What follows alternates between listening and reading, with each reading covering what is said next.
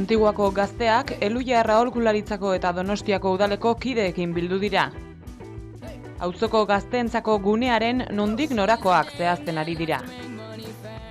Bilera horietan, pixkanaka goaz adosten etxean egin nahi denaren proiektua, ideia, ze gauza burutu nahi dian, eta baita ere udaletxearekin gerora begira zenolako koordinazioa egon beharko duen gazteekin, nola hartuko diren erabakiak, Izan ere, udalak martxan jarritako auzoak eta herriak Donostia indartzen ekimenean du honek guztiak jatorria. Auzoaren beharrak entzun zituen udalak. Azkenean egotea auzoan gune ireki bat, auzoko norbanako edo eragile guztiek inalizateko nahi dutena. Eta aparte, egotea eskaintza bat bai, etxean, ez dakit planteatzen dian ekintza guztiekin. Hau hausnartu eta udalak honako erabakia hartu zuen. Hutsa zegoen, aurreko batean aurreskola bat izan zen, Montpellierren aurreskola berria eraiki zen, orduan hemengo aurrak ara pasazian, zerbitzu ara ematera pasa genuen, eta printzipioz ez zegoen inolako proiekturik aurre ikusita eraikin honetarako. Egia esan nahiko eraikin zaharra zen, eta ustelduko zelaren beldurrez argi genuen bizitasun bat eman behar geniola ahalik eta azkarren. Orduan pieza bat eta beste, puzlea osatu zen.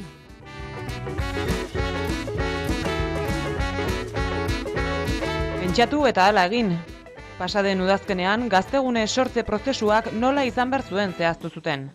Martxoan aurkezpen ekitaldia egin eta aurrez zehaztutako dinamika martxan jarri zen. Honela, talde motoreak, hau da, bilduta dagoenak, gazte guztiek parte hartuko duten bileretan zer gauza erabakiko diren zehazten ditu. Gaur aztertuko dugu aurreko bilera zabal horretan ze hitz egin zen, noraino iritsi ziren, ze gauza adostu ziren guztien artean, eta horren baitan erabakiko dugu, eta pixkat prestatuko dugu ere, hurrengo bileran, zer landu behar duten.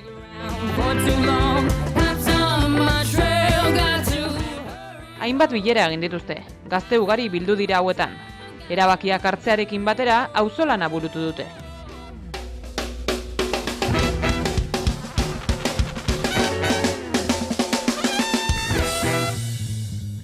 Ekintza ezberdina pila dazkagu orain egonen gera hitz egiten, auzolanan bitartez baratza, konposta, liburutegi bat, gauza ezberdina, bertso tailerrak, hitzaldiak, pixkat auzoan mugitzea ez. Ekintza ezberdinen bitartez mugimendua egotea bai etxean eta bai auzoan.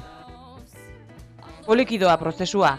Gazteek martxan ikusi nahi dute etxea, baina udalak argi du bidea mantxo eta ondo burutu behar dela.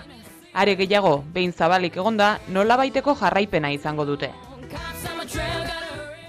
Egia da, instituzioak oso burokratikoak direla, prozesu administratibo pila bat gainditu egin behar direla, helburuetara iristeko eta horrek bere denbora exijitzen du.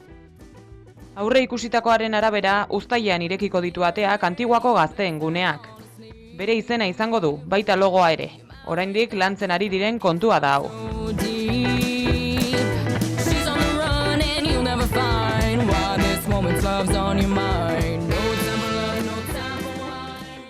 Antiguako gazteen eskutik jaio eta batik bat haiek erabiliko badute ere, argi dago denentzako zabalik egongo den puntua izango dela.